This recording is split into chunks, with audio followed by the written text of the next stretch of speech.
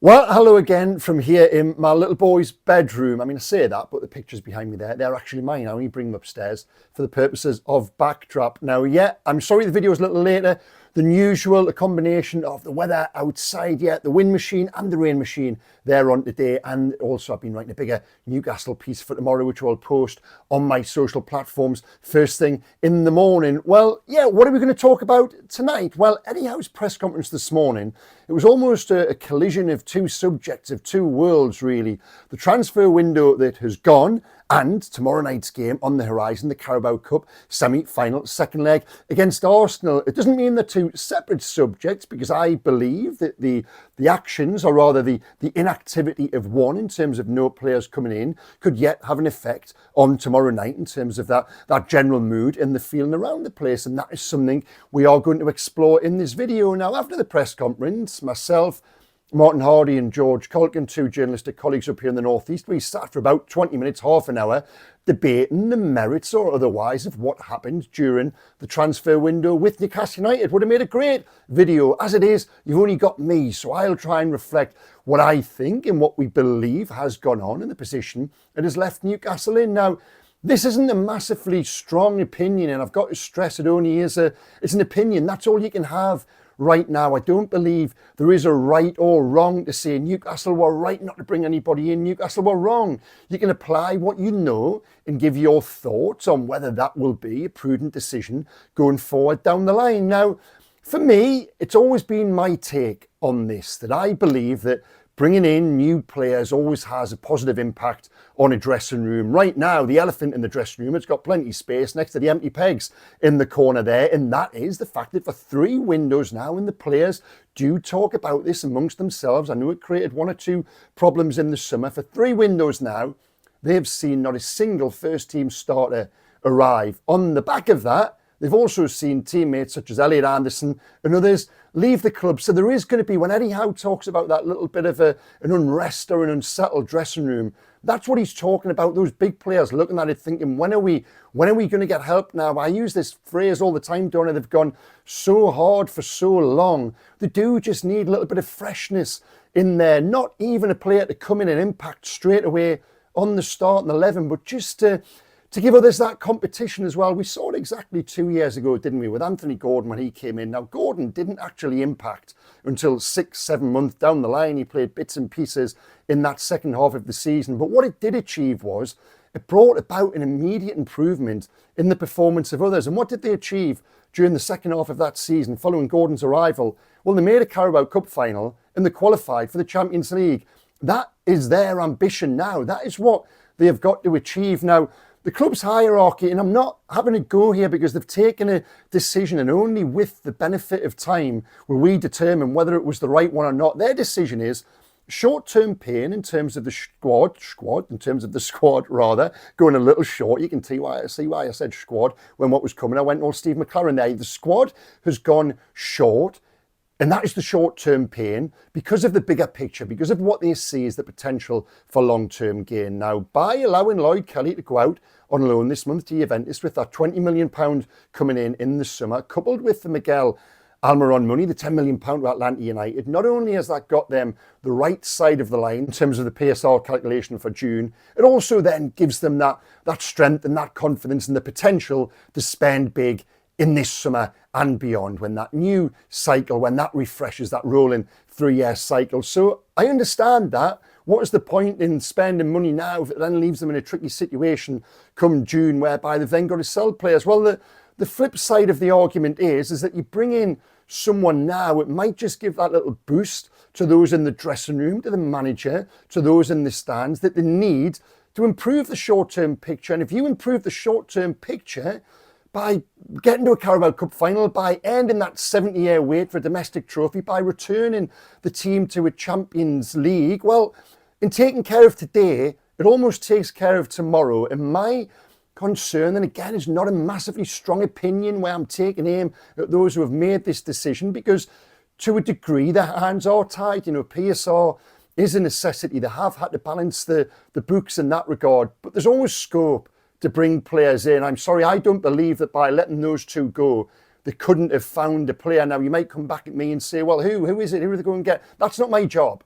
It's the job of Paul Mitchell and others to identify those players. There's always a player, there's always a deal to be done. It's up to you to identify that and then make it happen. But from the very start, from November out into December, into this month, this has been backed up by the stories I and others have written from a long way out, and by Eddie Howe's comments throughout the window. Newcastle were never going to be active. It was always going to be their intention to let this window pass without bringing players in and remove one or two. Now, I think the Lloyd Kelly deal, that then gave them scope. Almiron was the one that satisfied PSR. Kelly was a deal that was just too good to turn down. That £20 million. I've got no quarrel with that. I honestly, in terms of the sales, Almiron going for 10, Kelly going for 20, I think it's good business, and I don't think they're massively a loss in terms of what they were contributing to the first team.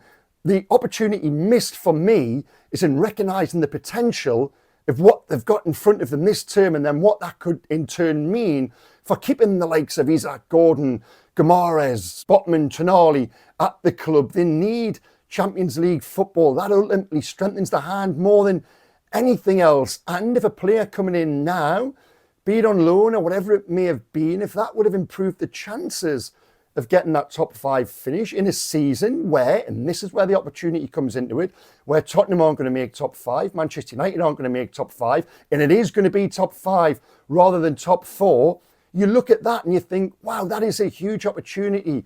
Why not speculate to accumulate? I think that would have probably been the preference of the majority of supporters. I don't know. If you were asking me for my preference, my opinion, I would go with that. That's speculate to accumulate. I dare say Eddie Howe would too. He said to us this morning, he's not going to lie, he's being honest. He would have liked and preferred a freshness to have been brought into the squad, but rather the club have taken the view they're going to abstain to accumulate still further, albeit at a date down the line. And that is a situation where they're at. It's not an easy predicament the club find themselves in, because if PSR, and yes, if that didn't exist, of course they would have gone out and spent money and shown ambition. You know, the ambition and the intent and the want is there. They're just going about it in a slightly different way to what they did 2 years ago when they did speculate to accumulate, when they did put the money up front there for Isaac before that, and then Anthony Gordon. And look where it took them. It took them into the Champions League. It got them players who are worth far more now. Yes, there was the horrible situation of last summer with June when they had to sell Elliot Anderson against the wishes, but that was a byproduct of front-loading that project, of showing that ambition. And without that, would they have been in the position they are now? Maybe the sale of Elliot Anderson was a necessary pain to have Alexander Isak at the club, to have Sandro Tonali, to play that season in the Champions League, to have Lewis Hall, to have Tino Livramento. So it's complex. As I say, there's no right or wrong, and it's a high wire act fraught with tension and complexity, some of which are tangible, some of which are not. You know, the tangible element of it is PSR and a number which you've got to satisfy. The intangibles, well, they're the things like mood and the message it sends to those players already in the dressing room, and how that then impacts on results going forward for the rest of this season. And my take would be, and it's always been, I think that strengthening from a position of strength is always the way to go forward. And bringing in just one player this month, even if it didn't impact immediately, I think it would have had nonetheless a positive impact on those already there and those in the stands. And just the feel around the place, even going into the game tomorrow night against Arsenal. Now, it's delicately poised at 2-0, but there is a little bit of irritation, a little bit of tension there on the back of the loss to Fulham on Saturday. No one then coming in on deadline day. And fans quite rightly say, well, they're prepared to put the £50 million down for Mark Gay in the summer. So where's that scope gone? Well, if they'd done that, it probably would have meant selling now and then selling again in June. So they are able to do it. You know, they're not totally disabled. They could have brought a player in this month and then dealt with it either by way of more sales this month or perhaps another one in June. As I say, it's not black and white, for want of a better analogy there. And a lot of it is open to conjecture and what you believe personally to be the right or the wrong approach. The club, Paul Mitchell, the hierarchy, others have decided to go one way. And like I say, only with the benefit of time will we know whether that was the right approach. I personally, my niggling suspicion is they might just have missed a trick, because I think there's a couple of open doors there for them. And even bringing in a player on Monday, well, that would have improved the mood and the optimism, I think, and enthusiasm and energy in the dressing room, even though that player wouldn't have been able to play, going into tomorrow night's game. And it is delicately poised. It is, you know, I bumped into to one member of the backroom team who said that to me 3 weeks ago. I said, well, wow, now's probably not the time to say I've already booked transport and accommodation for my wife and children around the final. Yeah, I'm checking the refund policy on that now because it has changed, and that's one of the perils playing the second leg 4 weeks on from the first leg. If Newcastle had played the second leg the following week on from the 2-0 victory down at Arsenal, I've no doubt they would have sailed into the final. The picture's changed a little. Newcastle have lost 2 at home since then, one of them really badly at home to Bournemouth. That 4-1 has confidence. A little bit of fragility just seeped in the last couple of weeks. Maybe it has done, and on the back of that has Arsenal's confidence.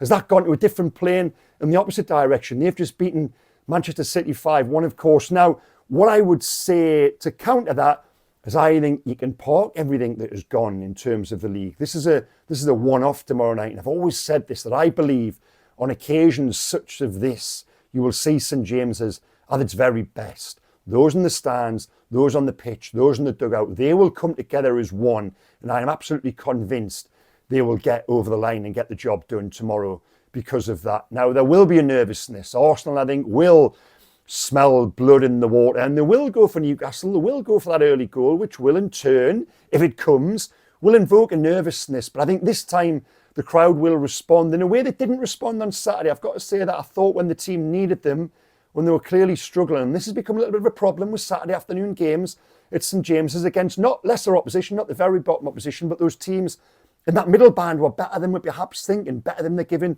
credit for. Bournemouth, Brighton, West Ham was the other one, and then again on Saturday, Fulham. That bracket of teams Newcastle have struggled with when there is a little bit of complacency on the pitch and complacency in the stands. But I don't think you'll get that tomorrow night. The likes of Gordon, Isak, whatever their motivation will be, they bring it against Arsenal. They bring it against the top teams, Liverpool, Manchester United, and others. And I think they will do again tomorrow night. And that is why, when it comes to my prediction and my thoughts of what's going to happen, I think it's not necessarily a Newcastle win, but certainly Newcastle progression to the final of the Carabao Cup. And if that happens, well, all of this debate and irritation and lingering regret, whatever you want to call it, from the window that wasn't, well, that'll just evaporate in an absolute instant, and all the focus will turn to the Carabao Cup final. Now, beyond that, the bigger picture for me is the Champions League. That's the one.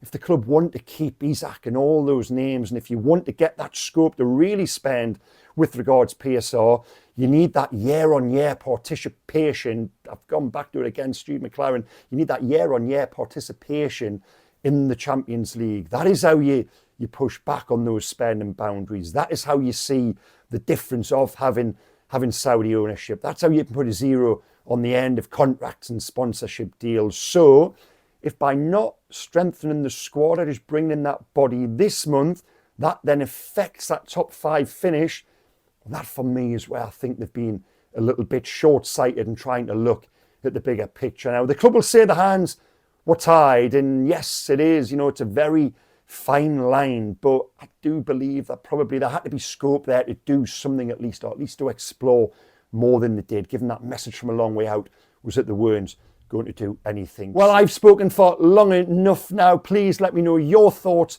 below the line. As I said, it's a complex situation. There is no right or wrong, but please give me your opinion. It's fascinating, and we roll on to tomorrow night now, where team news-wise, I'd be surprised if Joe Linton makes it. In that case, who would come into the midfield? Tell me below the line. Would it be Louis Miley, Sean Longstaff, or Joe Willock? I suspect it might be the latter. But no matter what, I honestly believe that St James's will come together tomorrow night, and we will be looking forward to a Carabao Cup final. Okay, guys, hit like, comment, subscribe. Thanks for watching, and I'll see you again this time tomorrow night. Okay, bye-bye.